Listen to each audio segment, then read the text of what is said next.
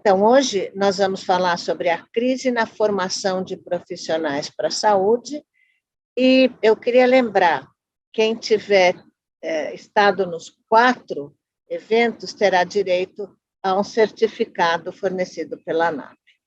Para discutir esse tema, que tem ganhado cada vez mais relevância, está comigo um time de peso de especialistas que eu vou apresentar já já e eu vou pedir que eles dividam as suas percepções e as suas experiências. Tem uma questão que eu acho que vale a pena a gente comentar, que tem a ver com qual é esta crise da formação de profissionais de saúde. Como eu estou na área de ensino e eu faço pesquisa, eu tenho ouvido das mais diversas pessoas, nos mais diversos lugares, inclusive, e não com menos frequência e certamente com não menos importância, de pacientes que se sentem, às vezes, inseguros, achando que estão sendo cuidados por pessoas que não têm a formação técnica adequada. Hoje, especificamente, abril de 2022, eu já ouço pessoas dizerem agora nós gostaram do agora nós vamos começar, talvez, a ser cuidados por pessoas que se formaram online. E isso as pessoas falam pensando nas questões referentes à assistência. Por outro lado, não sou só eu que sei, né? Todo mundo que está aqui nesta sala, os debatedores / palestrantes e os assistentes sabem que as áreas de apoio e as áreas administrativas, elas não são menos importantes que as áreas de assistência. Na verdade, elas aparecem menos do que as áreas de assistência. Muitas vezes, as pessoas, os pacientes, as pessoas que vão buscar consulta ou que vão visitar pacientes em serviços de saúde, ou que vão acompanhar pacientes em unidades básicas de saúde, ou que não sabem o que fazer quando há alguém se sentindo mal em casa, esquecem que precisa de uma infraestrutura pesada para que ocorra o que tem que ocorrer, desculpem a metáfora, no palco da assistência. Mesmo por trás de um call center, que tem pessoas se dirigindo diretamente a quem liga, existe uma infraestrutura grande, um back-office que faz com que aquilo funcione, ou que deveria fazer com que aquilo funcionasse. E, quando a gente está falando de atendentes, com muita frequência, a gente também esquece de mencionar que alguém escreveu o script, porque, digamos, o médico, o enfermeiro, o psicólogo, o nutricionista, podem não estar interessados em seguir um script, mas as pessoas que vão fazer algum tipo de triagem e que não necessariamente têm formação para isso, de fato, recebem scripts. Nós todos estamos acostumadíssimos a reclamar de call centers, dizendo que as pessoas falam mal, mas muitas vezes elas não falam mal porque querem. Isso tem a ver também com o nível educacional que as pessoas têm. E aí tem os novos settings assistenciais. Então, antigamente, as pessoas pensavam na unidade básica de saúde ou nos centros de saúde, antigamente, né? Quanto nos ambulatórios, quanto nos hospitais, quanto nos laboratórios, etc. Mas hoje, as pessoas também são atendidas em casa, de casa, em outros tipos de serviços não de saúde. Então, a gente pode até pensar, por exemplo, nas EPAD, né, que são mais ou menos o equivalente às nossas internações de longa permanência, às vezes para idosos, às vezes não, que não são hospitais, nem as públicas não são, por exemplo, ligadas ao SUS, mas sim ao SUAS, né? E que também quem faz o seu censo e quem faz a sua regulação é o setor público, porque essas entidades recebem recursos, e isso nos evidencia, de novo, na última semana do mês de abril de 2022, que esta é uma área do cuidado e da assistência que precisa, primeiro, de políticas no país, segundo, de políticas de formação no país, e terceiro, de políticas de emprego no país. Quer dizer, as pessoas não sabem muito bem como classificar isso. E aí, quando a gente pensa na área de gestão de pessoas, tem que, quer dizer, tem que não, mas pode pensar como se fosse, mais uma vez, um sistema. Então, tem a parte na qual as pessoas se formam, tem a parte na qual as pessoas entram no mercado de trabalho, existe no mercado de trabalho quem está interessado em contratar essas pessoas, os diferentes processos de recrutamento e seleção, os modelos de remuneração e incentivo, de fixação, de educação permanente e até, às vezes, de devolução da pessoa ao mercado de trabalho.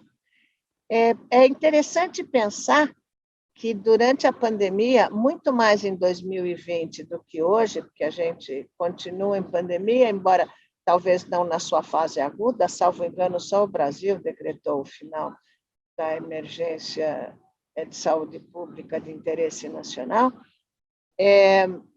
mas em 2020 todo mundo falava da importância dos trabalhadores da saúde, e lembravam basicamente dos trabalhadores da assistência.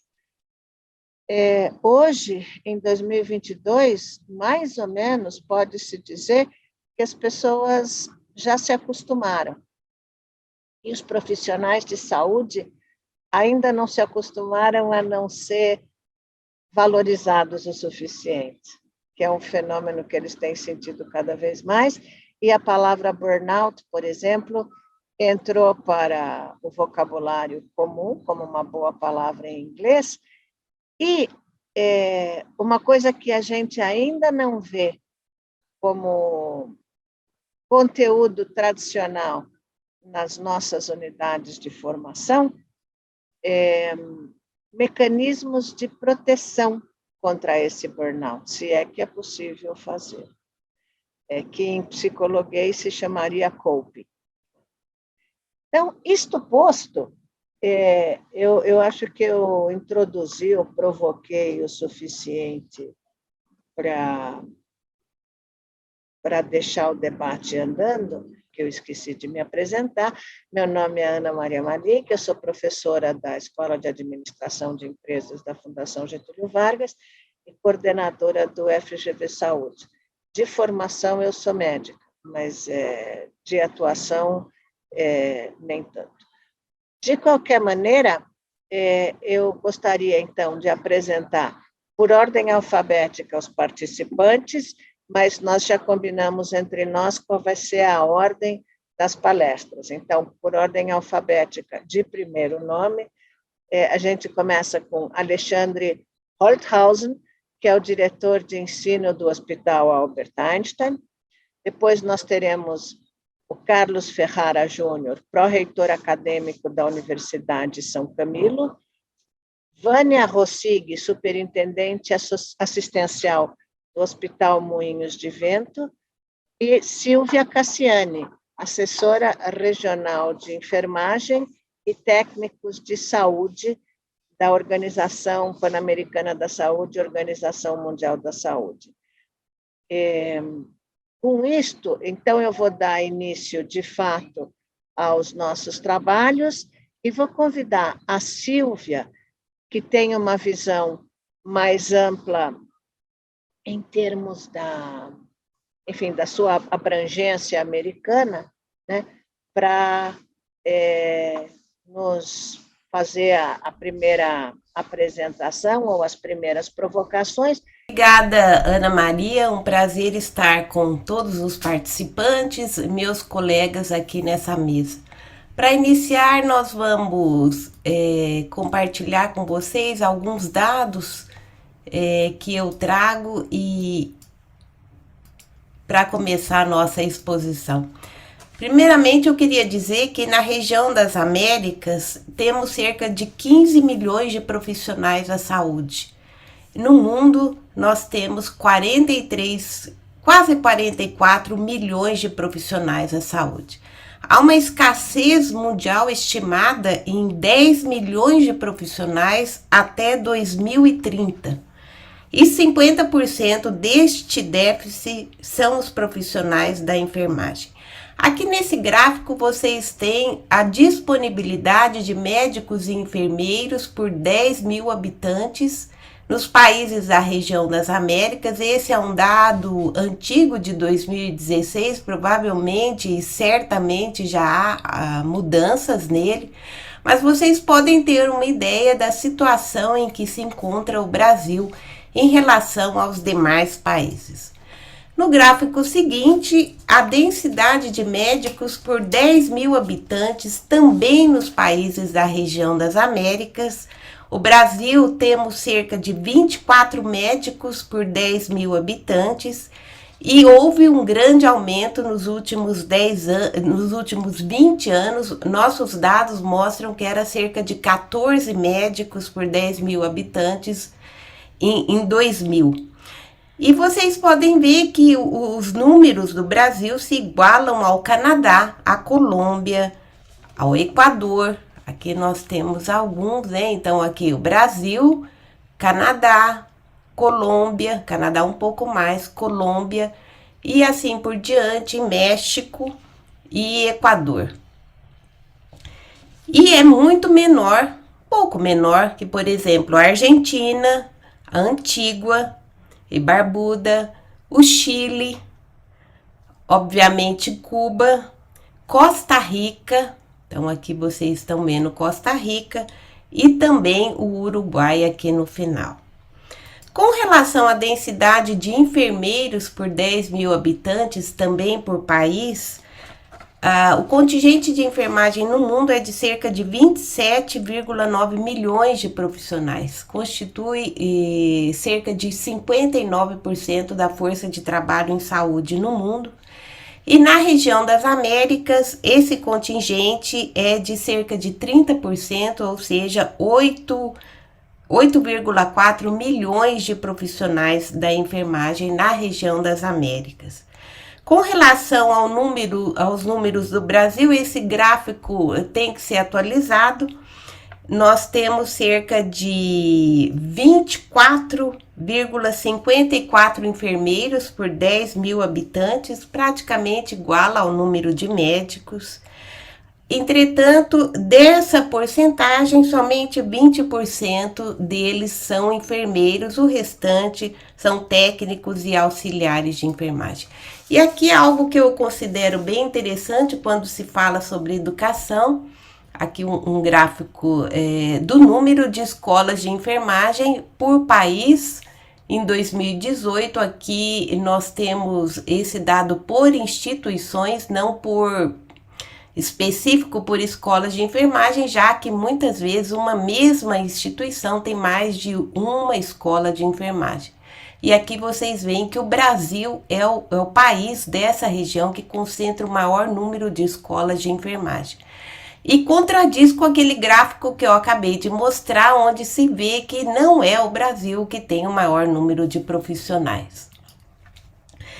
Bem, também há de se destacar que 70% da força de trabalho na região é composta por mulheres. E nós temos em alguns países uma força de trabalho que ultrapassa os 55 anos. Esse é o caso, por exemplo, dos Estados Unidos.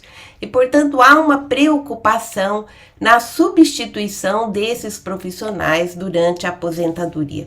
Na OPAS, nós temos algumas áreas que são prioritárias quando o tema é educação em saúde. A primeira delas é que o ensino, que a formação seja baseado em competências. Portanto, problemas específicos da comunidade, eles devem ser, no nosso ver, utilizados para determinar as competências dos profissionais de saúde. E que os conteúdos de aprendizagem e as experiências clínicas sejam desenvolvidas para atender às necessidades específicas de saúde da população.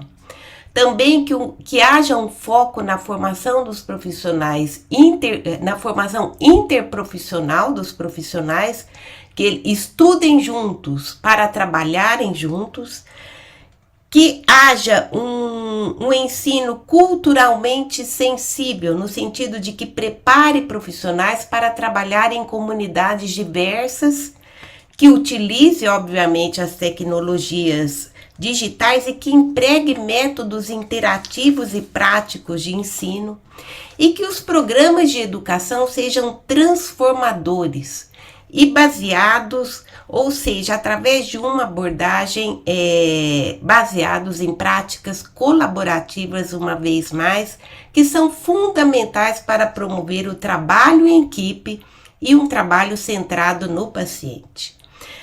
Com relação ao tema sobre a crise na formação em saúde, nós queremos destacar 3 pontos. O primeiro ponto é a necessidade de alinhar a formação em saúde com as necessidades de saúde da população e um foco na atenção primária em saúde, onde sabemos que cerca de 80% dos problemas podem ser resolvidos. Ou seja, educação e saúde trabalham alinhadas, trabalham juntos.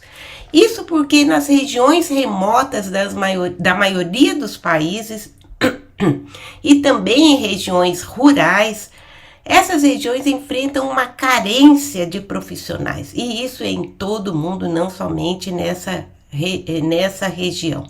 E, portanto, uma formação mais descentralizada, captando pessoas daquela própria região e comunidade, pode facilitar a permanência do profissional na região. E há de se destacar também que alguns países já estão buscando investimento em outros tipos de formação. Por exemplo, eu diria que nos Estados Unidos tem crescido a formação da Nurse Practitioner e do Physician Assistant.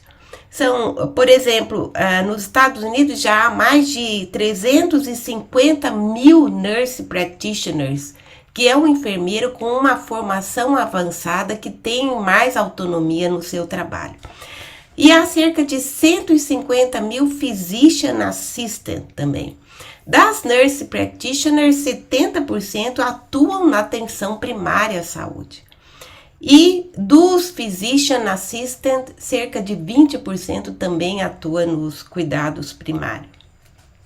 Já no Canadá, as Nurse Practitioners, cerca de 36% delas trabalham também no ambiente comunitário.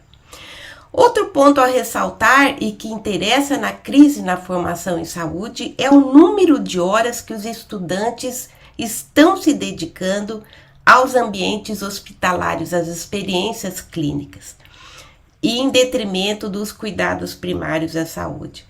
Um estudo que nós fizemos em 2015 em escolas de enfermagem da região das Américas mostrou que esses estudantes passam a cada hora passada no ambiente clínico em hospital, eles passavam apenas 0,63% de horas no ambiente comunitário na atenção primária à saúde. O segundo ponto que nos mostra uma crise na formação é a qualificação de docentes. Há uma escassez generalizada em toda a região das Américas, particularmente em países de baixa renda, de professores para a área da saúde. Por exemplo, em 2019, mais de 80 mil candidatos qualificados tiveram seu acesso negado nas escolas de enfermagem dos Estados Unidos, e o principal motivo foi a falta de professores. 80 mil candidatos. A falta de formação de um corpo docente preparado nível de doutorado e a má distribuição dos programas de pós-graduação nessa região representa uma barreira importante para a preparação adequada da próxima geração de docentes. O Brasil, ele tem um bom número de programas de doutorado na área que eu trabalho, na área da enfermagem. Entretanto, ele se destaca em relação aos demais países da América Latina. Só para contar, já tem 10 minutos. Perfeito, obrigada. E praticamente 75% dos programas de doutorado na América Latina na área da enfermagem estão no Brasil. Portanto, a formação do corpo docente, ela também deve destacar alguns pontos na pós-graduação que muitas vezes não são abordados, como, por exemplo, a liderança do profissional, as simulações clínicas tão importantes nessa pandemia, o uso da tecnologia digital para preparar estudantes à distância, e também no mestrado, cursos de pedagogia, que são extremamente importantes. O terceiro e último ponto sobre a crise na formação é a retenção de profissionais. Também temos estudos que mostram que as altas taxas de rotatividade de profissionais custam aos hospitais até 5% do seu orçamento operacional anual e, obviamente, prejudicam o atendimento aos pacientes, além do burnout que a Ana Maria mencionou dos demais profissionais na saúde. A taxa anual de rotatividade entre enfermeiros nos Estados Unidos, no nível nacional, é de cerca de 18,7%. E o custo médio da rotatividade de um enfermeiro assistencial vai de $38 mil até $61.100. No Caribe, nós temos uma dificuldade de reter enfermeiros especializados e outros profissionais que acabam migrando para o país. E também temos uma informação que cerca de 4% da força de trabalho em saúde, com a pandemia, pensa em se aposentar ou até mesmo abandonar a profissão. Finalmente, a importância de dados nacionais. Embora eu tenha iniciado a minha apresentação falando de dados, nós ainda temos muita dificuldade em ter dados atualizados e dados a nível regional. Dados melhores e mais acessíveis da força de trabalho em saúde, com eles nós podemos esperar um planejamento inadequado para as necessidades da população, tanto agora quanto no futuro, uma má distribuição persistente de profissionais e, portanto, uma perpetuação das desigualdades atuais, tanto a nível nacional como a nível regional. Muito obrigada, Ana Maria. Passo a palavra a você. Os seus slides ajudaram muito a gente a entender os seus pontos. Eu queria passar agora para o Carlos, né, que é como pró-reitor de um sistema de ensino, né? Então, vai falar o ponto dele. É uma universidade filantrópica, confessional, católica, que há mais de 60 anos forma profissionais na área da saúde, da gestão e da educação. Bom, eu preparei um texto aqui para falar sobre a crise na formação dos profissionais da saúde e vou dividi-lo em 2 tópicos. Primeiro, assim, que profissionais nós precisamos formar, né? Qual é a nossa obrigação enquanto instituição, de quais profissionais formar e como formá-los. E aí, em um segundo momento, o que de alguma forma nós estamos fazendo aqui no Centro Universitário. só para deixar claro, também temos um centro universitário no estado do Espírito Santo, e lá nós temos, além dos cursos da saúde, que são tradicionais, né, no Grupo São Camilo, nós estamos lá com cursos na área de engenharia, também arquitetura, direito e gastronomia. Bom, aí, pensando no mundo de hoje, né, que ele não é o mesmo de ontem, não será o mesmo de amanhã, nós vivemos tempos muito incertos, né? Então, os jovens que nos chegam hoje para iniciar uma graduação, eles têm outros anseios que os jovens que chegavam no momento anterior, no nosso momento, na nossa época. Eu sou cirurgião dentista de formação inicial, e me lembro que quando eu cheguei à universidade, os meus anseios eram completamente diferentes dos anseios da atualidade. Apenas uma parte aqui do meu texto, né? Eu me formei sem nem saber o que era uma reitoria, onde ficava a reitoria da universidade, né? Hoje, os alunos, qualquer coisa, já querem ir à reitoria, né? Só para dizer que a mudança de paradigmas está aí muito, muito viva entre nós, né? E a cada dia nós somos atingidos por novas situações, novos problemas, novas tecnologias, que nos obrigam a desconstruir aparentes certezas e substituí-las por outras, que talvez, em um futuro um pouco distante, já não sirvam mais. Isso é a pura realidade. A cada dia, novas oportunidades, novas questões vão surgindo.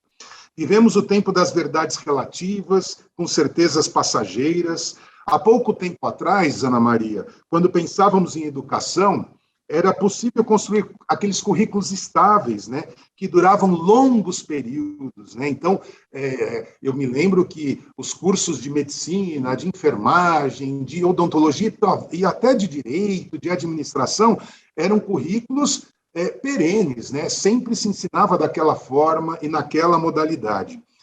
O nosso curso, por exemplo, de administração hospitalar do Centro Universitário, que tem 60 anos, é o curso do Brasil mais antigo em administração hospitalar. Hoje temos outros, GV, o Einstein, enfim, mas era um currículo que por longo período ficou estático, era aquele curso, né, de administração hospitalar. E hoje nós vemos uma atualização necessária, né? Sabemos hoje o que devemos ensinar, né? Então mudou isso. Hoje olhamos para os nossos alunos e pensamos, será que isso que ensino hoje será válido amanhã, Alexandre? Será que tudo que nós ensinamos hoje, amanhã será válido? Esse conhecimento que hoje transmito de maneira tão assertiva, né, transmitimos de maneira tão assertiva, será adequado ou suficiente para que possa resolver problemas que se apresentarão a eles daqui a 2, 5 ou 10 anos? A Silvia trouxe dados aqui importantíssimos hoje, né? Número de enfermeiros por milhões de habitantes, e a gente percebe que a formação desses enfermeiros deve ser completamente diferenciada, inclusive, Vânia, por regiões, né? Por regiões. O enfermeiro formado aqui, talvez com uma formação diferenciada do enfermeiro formado lá na região norte, no estado do Amapá, enfim.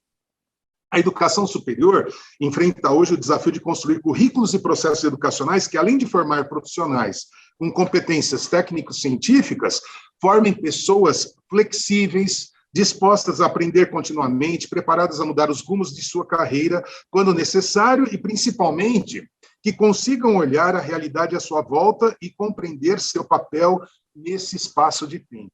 Isso não é fácil. Até porque os nossos profissionais da educação, os nossos professores, eles vêm numa trajetória mais antiga de educação. Então, nós temos que mudar o perfil dos nossos docentes, né? E como fazer isso, né? Tem um futurologista aí holandês, acho que vocês já ouviram falar, o Christian Krohn, né? Eu gosto muito de ler ele, e ele tem um livro que se chama Humanificação, Torne-se Digital, Permaneça Humano, foi publicado em 2017. Ele explica que o mundo trabalha em 3 níveis: o nível da biologia, o nível da tecnologia e o nível da humanidade, e os 3 absolutamente interligados, e já está mais do que consolidada a compreensão de que muitas das tarefas atualmente realizadas por pessoas serão substituídas por automação. E aí vem muito ao encontro do que a Silvia nos trouxe, né, da interligação, da interdependência das profissões, né, Silvia? Precisamos de profissionais que sejam integrados no sistema, né, os comitês integrados, isso é muito importante e necessário. Essa é uma percepção que precisa necessariamente permear todos os currículos de educação superior. Afinal, estamos formando profissionais para atuar nesse mundo em constância, né? E por que não dizer numa mudança atropelada, especialmente agora por conta da pandemia. O mundo que nos confronta com a instabilidade pede respostas rápidas e nos deixa muito ansiosos. E essas respostas devem ser sempre provisórias, porque as mudanças são constantes e, muitas vezes, inclusive caóticas. Mas qual seria o ponto de confluência entre esse autor, né? Na verdade, aquelas competências que deverão ser desenvolvidas para que seja possível desempenhar a vida de maneira construtiva e saudável. Bauman, ao tratar da modernidade líquida, explica que em tempos passados, na escolha entre liberdade e segurança, a opção foi pela segurança, maior controle, maior estabilidade, regras claras, caminhos definidos. No entanto, o avanço das tecnologias e a globalização, entre outras mudanças, nos trouxeram novas gerações, outras perspectivas de vida, a opção pela liberdade. Pensando em carreira, podemos afirmar, Alexandre, que poucos jovens que se formam atualmente terão a mesma estrutura de carreira por 20, 30 anos. Eles não terão o mesmo emprego. Aliás, se é que terão empregos, né? Não sei, hoje em dia, nem empregos mais eles estão querendo ter, eles querem ser fundadores de startups, eles querem desenvolver os seus próprios projetos. Eles não executarão o mesmo trabalho, terão que desaprender e reaprender sobre sua profissão centenas por centenas vezes, né? Aí eu trago... Fora os seus 10 minutos, Carlos. E aí eu digo, né, é uma experiência própria, Ana Maria, que eu sou cirurgião dentista, depois eu resolvi fazer direito, e logo em seguida comecei coordenando um curso de odontologia e mudou toda a minha carreira, e eu fui para a área da educação. E aí eu tive que me especializar nessa área, fazer cursos de gestão, de pedagogia, mestrado e doutorado na área. Então, fica claro, então, que os currículos precisam ser repensados. O primeiro erro muito comum é confundir currículo com matriz curricular. A matriz é um resultado concreto de currículo, mas esse é muito mais do que uma organização. Currículo é percurso, ou seja, quando construímos um currículo, temos que definir aquilo que dará o contorno ao percurso da formação do aluno. E nós estamos nesse momento no centro universitário. Mudamos todos os currículos para esse percurso, que não temos mais disciplinas, acho que certamente no Einstein também é assim. Nós temos agora, então, um percurso de formação. Formar profissionais para esse mundo em que vivemos hoje é, portanto, um desafio, uma oportunidade. É preciso criar estratégias e metodologias. Nossos jovens precisam se transformar em gestores de sua própria carreira. E, por isso, estamos, neste momento, incluímos nos nossos caminhos da educação, né, no nosso percurso, disciplinas voltadas para a formação de gestão, né? Gestão, TI, inglês em alguns casos, porque isso é necessário e é isso que eles precisarão levar para as suas vidas. Mas lembrando, né, que os nossos cursos de graduação são altamente regulados, Silvio. Eu tenho que cumprir aquela programação mínima que o MEC exige, carga horária, carga de prática, de clínica, no caso da medicina, enfermagem. Então, eu tenho que seguir rigorosamente a regulação exigida pelo MEC, e, a partir daí, introduzindo outras questões. E aí, antes de encerrar, Ana Maria, nossa, eu escrevi tanta coisa aqui, mas, enfim, antes de encerrar, eu acho que a gente precisa pensar que a nossa educação deve ser transformadora, com implantação de novos projetos, visando atender à formação acadêmica, na instrumentalização técnico-científica e na capacidade profissional da sociedade atual e das gerações futuras. E dizer que aqui, no Centro Universitário São Camilo, nós partimos da primícia, e a pandemia nos ajudou com isso, nós focamos em 3 grandes personagens ou stakeholders, né? Os nossos professores, os nossos alunos e os nossos funcionários técnico-administrativos. Com os nossos professores, nós estamos desenvolvendo vários projetos, inclusive MBAs próprios, internos, de formação, qualificando esses professores. Nós estamos com um MBA de Educação em Saúde, qualificando esses professores, porque muitos, especialmente na medicina, eles são médicos, e eu preciso ensiná-los a ser docentes da educação em saúde, a cuidar dos nossos alunos de uma forma mais profissional na área da educação, conhecer as tecnologias da educação, conhecer as metodologias ativas de forma clara e precisa. Os nossos funcionários, no sentido de entender qual é o papel deles dentro da educação. E como disse a Ana Maria, né, nos hospitais, na rede de saúde, todos são importantes. Então, a nossa equipe da limpeza tem que entender que o seu papel é cuidar para que tudo funcione. Então, nós estamos focados nisso agora. E, por fim, os nossos alunos, fazendo com que eles entendam que a educação mudou, que eles precisam aprender outras questões que não só a técnica, não só a ciência, mas, claro, a ciência focada na humanização.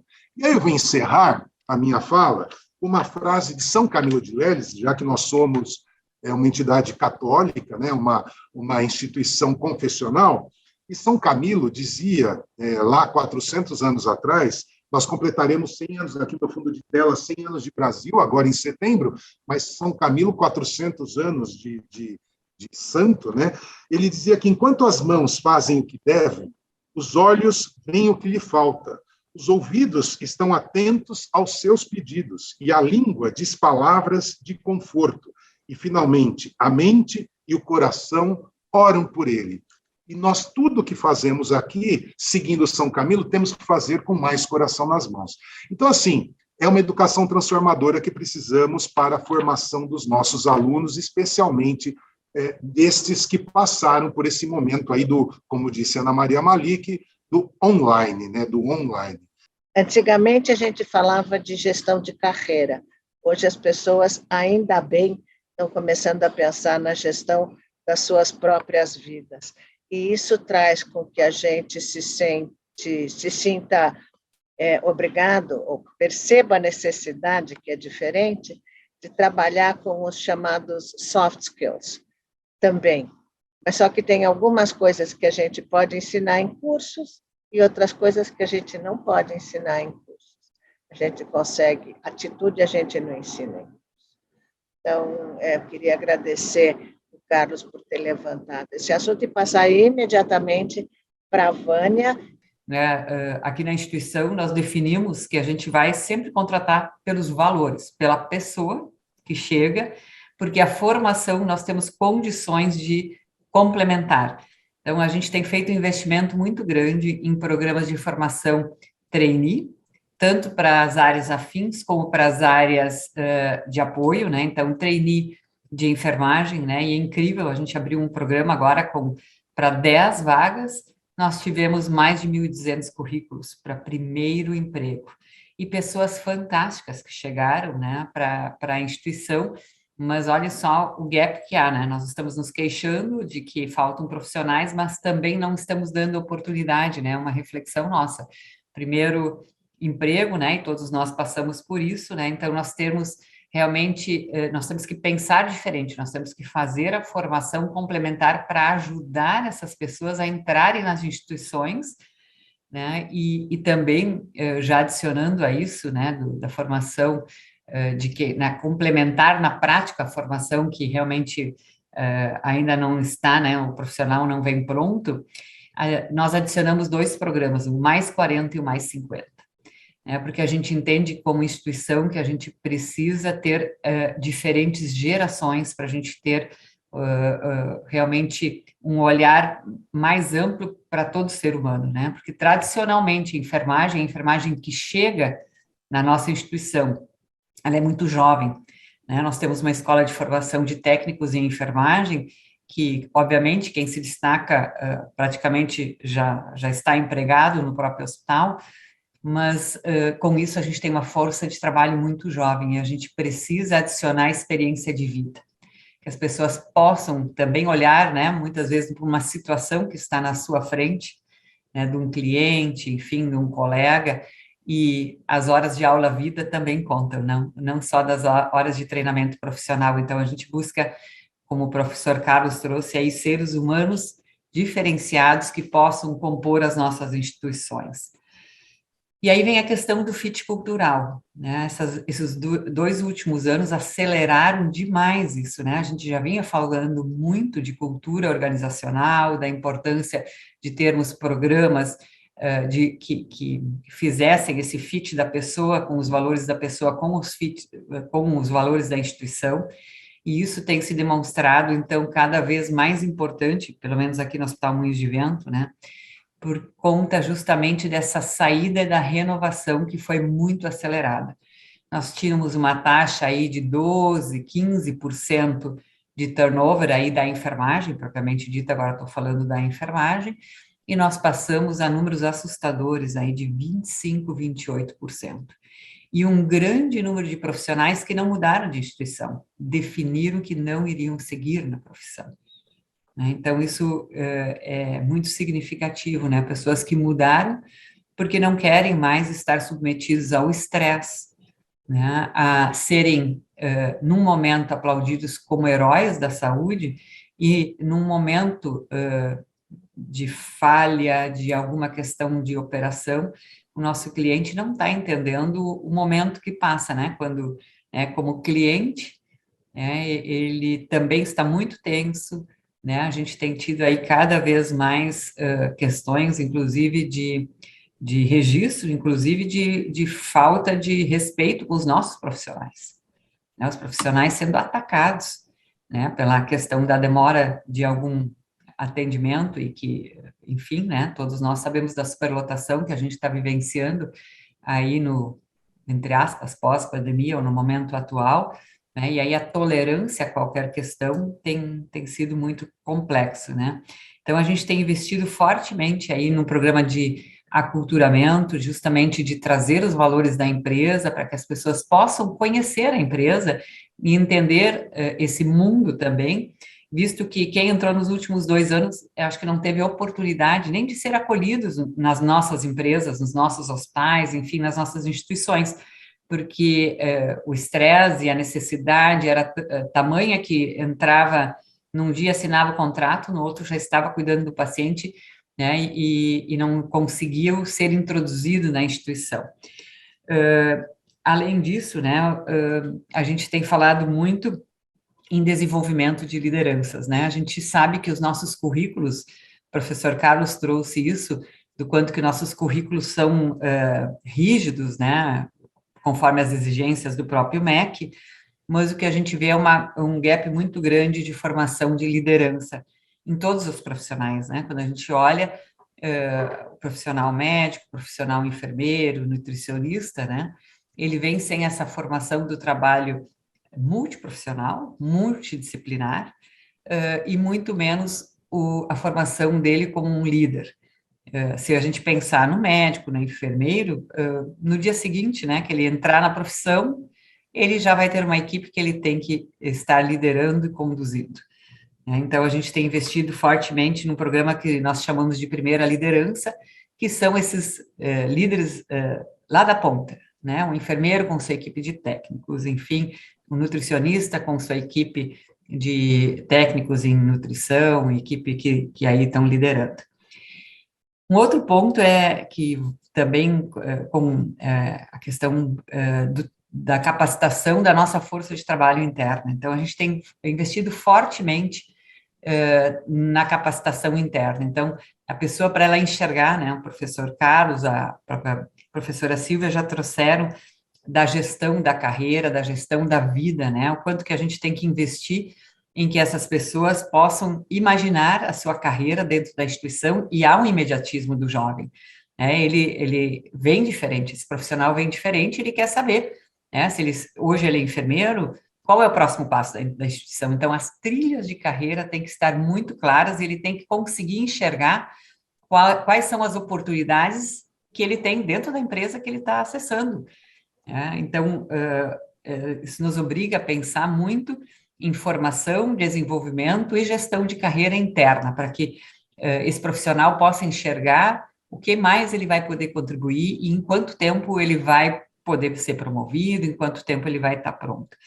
Para isso, a gente criou um programa que a gente está chamando de ativação, né? Nós estamos ativando os nossos profissionais, né? O grande contingente de um hospital sempre é a enfermagem, então a gente começou foco muito forte na ativação da enfermagem, justamente olhando 4 eixos.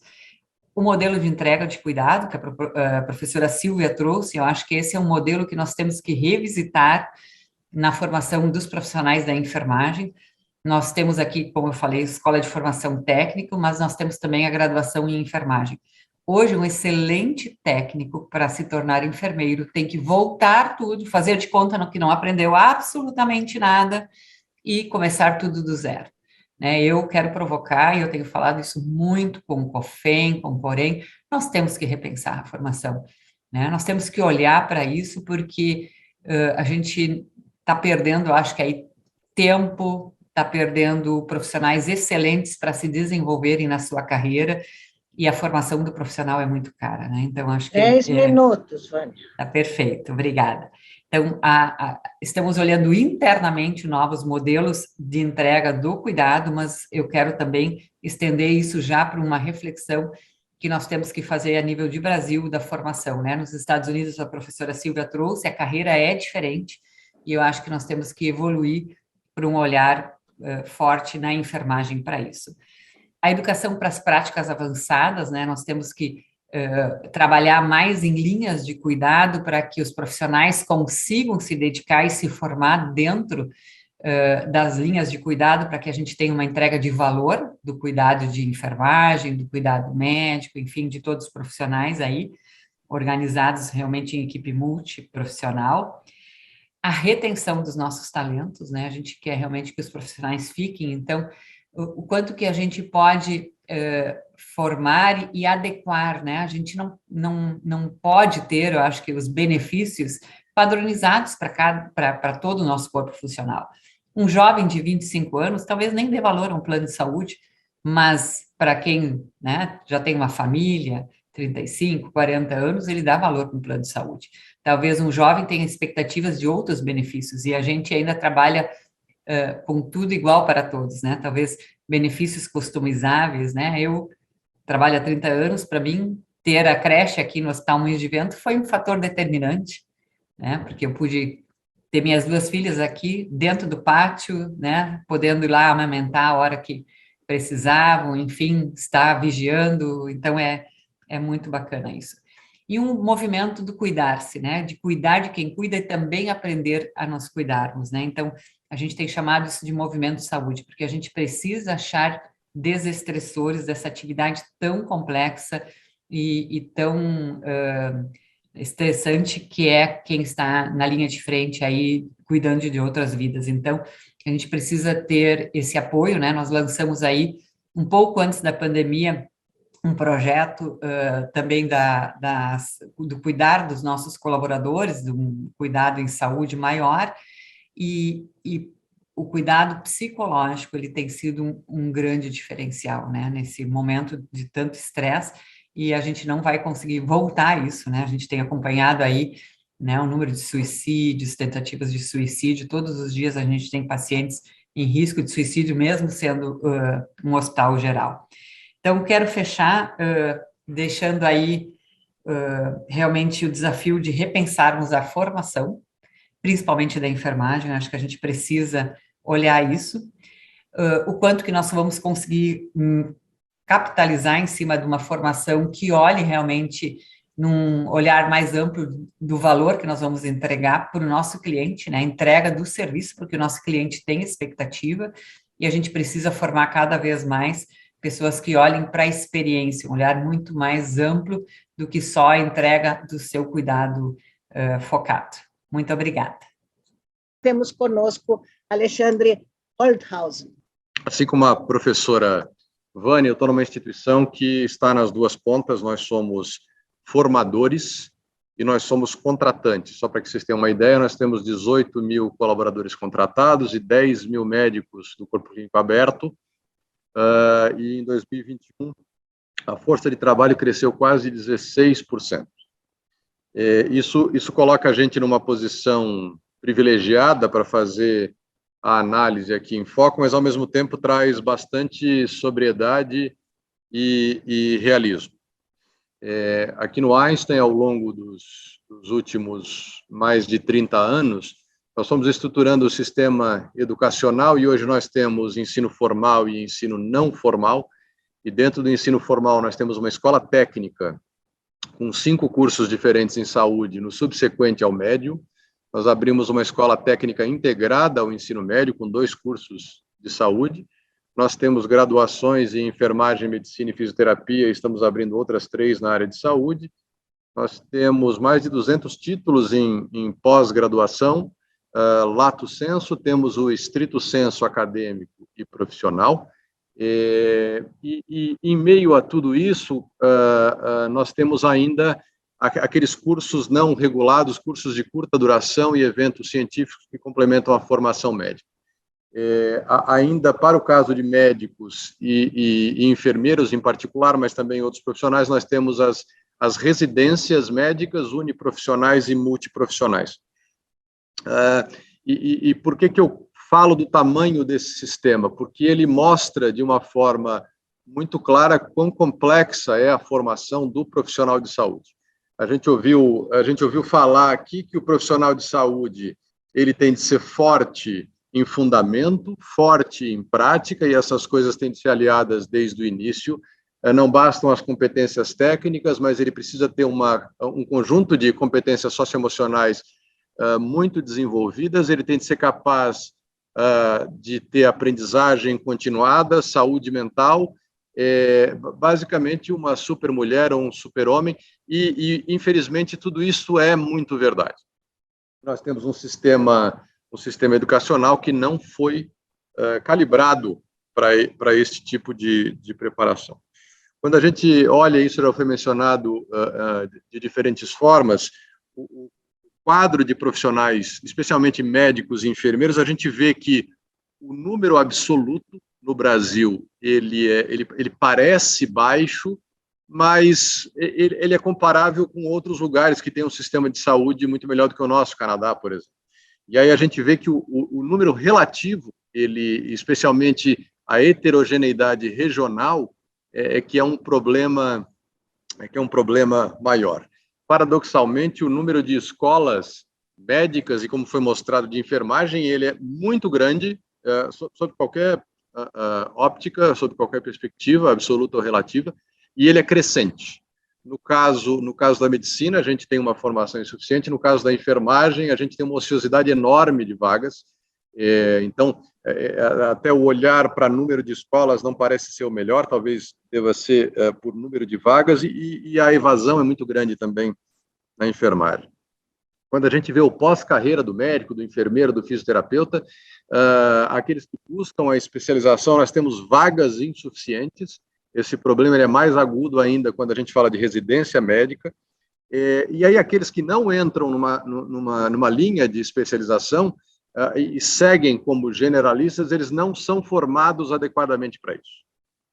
Então, aquela experiência do médico geral, da enfermeira geral, isso depende de formação adequada, né? Não basta ele ter o diploma para imaginar que ele está apto para isso. No caso particular da enfermagem, nós temos ainda resistências, restrições à formação. A gente viu as práticas avançadas em enfermagem, e eu não consigo imaginar que isso resida principalmente em questões corporativistas para que isso não aconteça, já que isso está largamente demonstrado como não apenas importante, mas essencial em outros países. A gente vê que o volume de conhecimento na área da saúde ele é enorme e crescente. E eu não me refiro só a conhecimento fundamental para a erudição, que é importante também, ou para a parte da pesquisa, mas o conhecimento que é essencial para a aplicação, para o cuidado à saúde das pessoas. E, obviamente, então, isso faz com que aquilo que a gente aprende na escola de enfermagem, na escola médica, tenha uma data de validade curta e que a aprendizagem continuada, incluindo aí a autoaprendizagem, seja essencial. E aí, se nós já não somos muito bons em calibrar os nossos currículos em um ambiente muito controlado, que é a graduação e a pós-graduação, acho que nós somos ainda mais frágeis quando a gente fala da educação continuada. Os modelos de ensino, eles timidamente vêm mudando para um modelo de ensino por competências, mas muito ainda precisa ser feito e isso precisa ser avaliado de uma maneira diferente. E agora que eu falei a palavra avaliado, eu lembrei do sistema de avaliação também, que precisa ser muito modificado. A gente ensina de um jeito ainda um pouco torto, e quando a gente melhora o modelo de ensino, a gente esquece de melhorar o modelo de avaliação. Vamos concordar aqui, eu acho que todos reagem a punições ou recompensas, e os modelos avaliativos, eles não refletem muito isso. Já foi mencionado que a educação interprofissional também, por demais relevante, ela praticamente inexiste. A gente anda a passos lentos na educação uniprofissional, os profissionais que são formados hoje desta forma, amanhã são os docentes, e nós não temos uma formação docente adequada. Na escola, o fato do indivíduo ser médico, mesmo que um bom médico, ou enfermeiro, mesmo que um bom enfermeiro, não necessariamente o capacita para ser um bom educador. E eu não uso aqui a palavra professor intencionalmente, porque quando a gente fala de educação profissional, muito depende do aluno, mas a gente precisa melhorar bastante também em formação docente. Nós temos um sistema, curiosamente, muito regulamentado. A regulamentação, a gente deve reconhecer, vem melhorando, as diretrizes curriculares elas vêm se tornando menos prescritivas de regras e filigranas e mais orientadoras, mas ainda assim esse sistema ele é incapaz de excluir o indevido e mais importante ainda, de fomentar melhorias reais naqueles insuficientes. E quando a gente tem um regramento muito distante da ponta, começa a entrar uma coisa que os americanos chamam de game the system.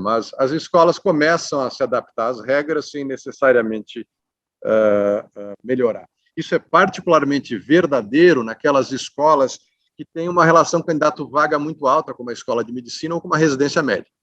Outro ponto interessante é que, mesmo nessas situações, com uma alta demanda, por várias razões, essas entidades elas não aproveitam para melhorar o processo de seleção, para já começar a identificar quais são aqueles candidatos que realmente são inclinados para estas competências que nós falamos, já que, no caso particular de escola médica e de residência, a gente tem relações candidato-vaga muito altas, e isso deveria servir para a gente escolher melhor os candidatos.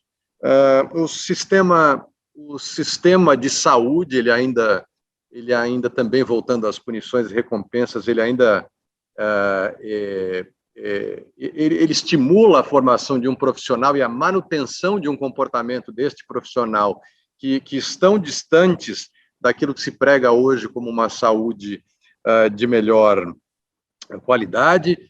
Eu não quero entrar aqui na discussão de fee for service e de valor, mas quando a gente olha lá as metas do IHI, que eram 3 e migraram para 5, né? Quando a gente fala de experiência do cuidado de saúde populacional, redução do custo per capita, o cuidado com o trabalhador de saúde e equidade, a gente vê como a formação está longe disso. Eu gosto de fazer uma analogia desses 5 alvos para a educação. A gente deveria ter a experiência da aprendizagem, a educação da nossa população de estudantes, a redução do custo per capita na educação, o cuidado com o professor e com o educador e equidade. Da mesma forma que a gente prega isso na medicina, na enfermagem, na assistência à saúde, a gente devia olhar para isso na educação. E um último comentário é que, obviamente, todos nós aqui reconhecemos a necessidade de mudanças, elas são grandes, eu acho, em quantidade e qualidade, mas, ao mesmo tempo, eu não sei se a gente está estudando adequadamente o sistema para saber onde e como a gente deve mudar. Eu acho que a gente a gente está muito incipiente ainda. 10 minutinhos, Alexandre. Terminando. Na infância do uso de dados. Então, eu acho que nós deveríamos começar a usar mais dados, e não só para ver satisfação do cliente, satisfação do professor, NPS, essas coisas, mas para medir, de fato, a aprendizagem no seu sentido mais profundo. Era isso que eu tinha para falar. Obrigado a todos. Muito obrigada. Resiliência é pouco por ter sobrevivido aí ao sobressalto da tecnologia na sua sala de reuniões, Alexandre. Parabéns.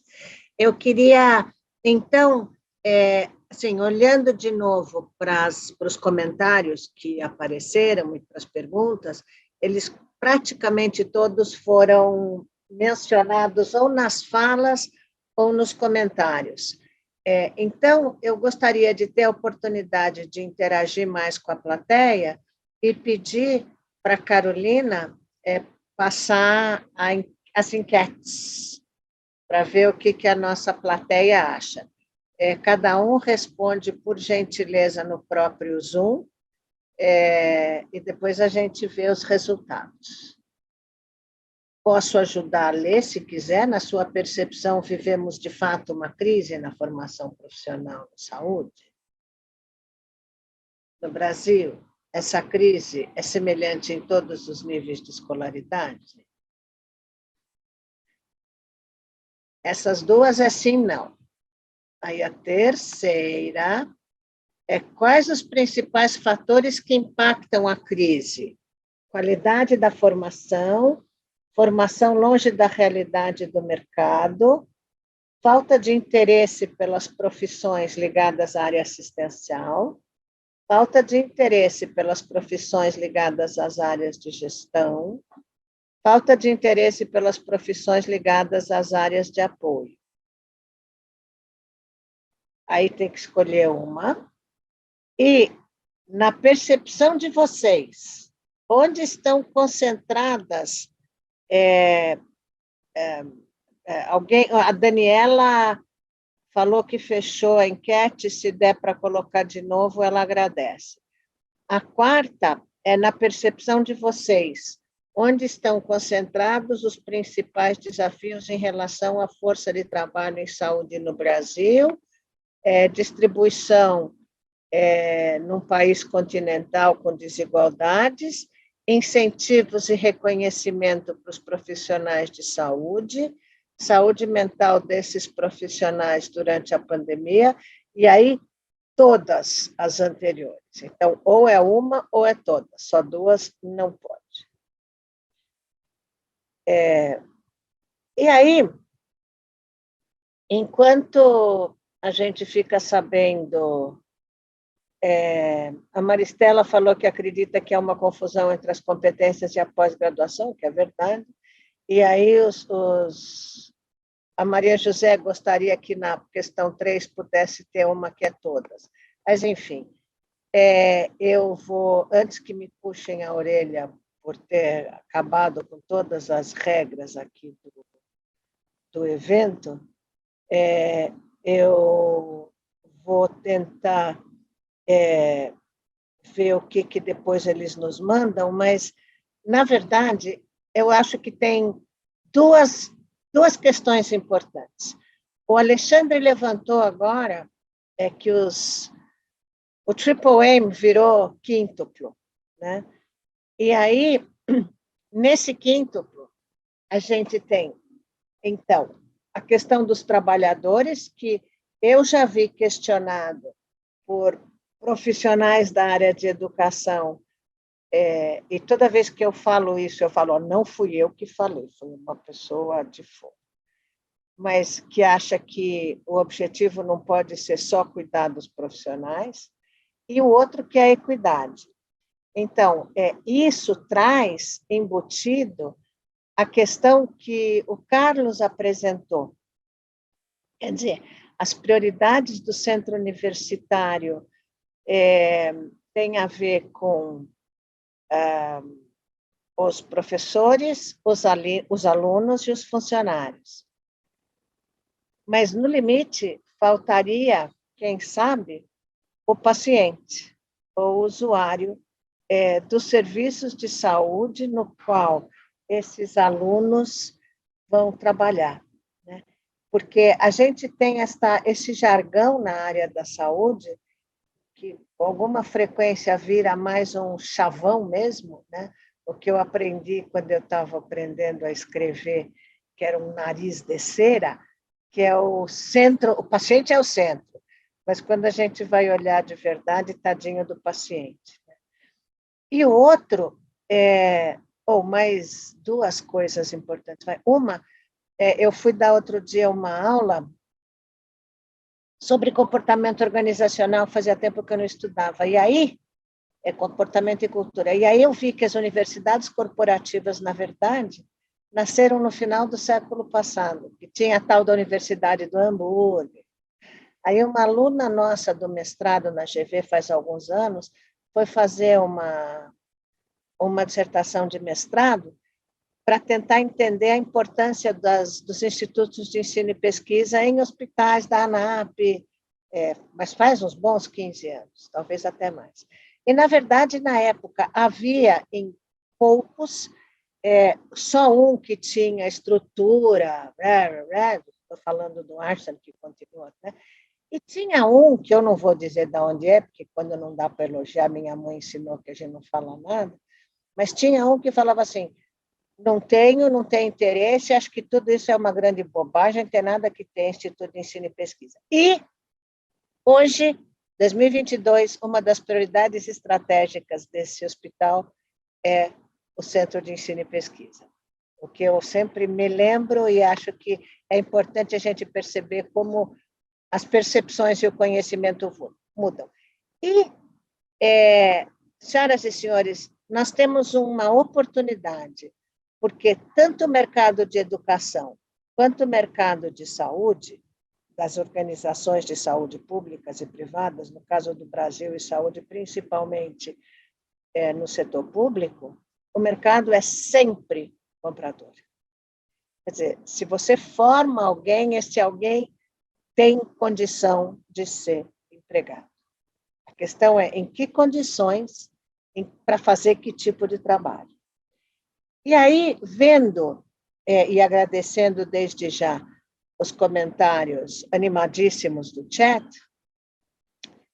eu vou fechar o evento, me mandaram fechar às h30 e já são h32, mas eu vou, então, de novo agradecer a oportunidade que a ANAP me deu de poder ouvir esses três debatedores que trouxeram ideias tão ricas, e dizer que fico felicíssima de ter participado de um evento no qual certamente não se falou mais do mesmo, que é uma das coisas que sempre me assusta quando eu vou tentar entrar numa sessão dessa. Então, ouvir coisas diferentes, ditas de maneiras diferentes, por organizações diferentes, é sempre um privilégio. Então, feliz mês da enfermagem, bom dia do trabalho, e muito obrigada a todos.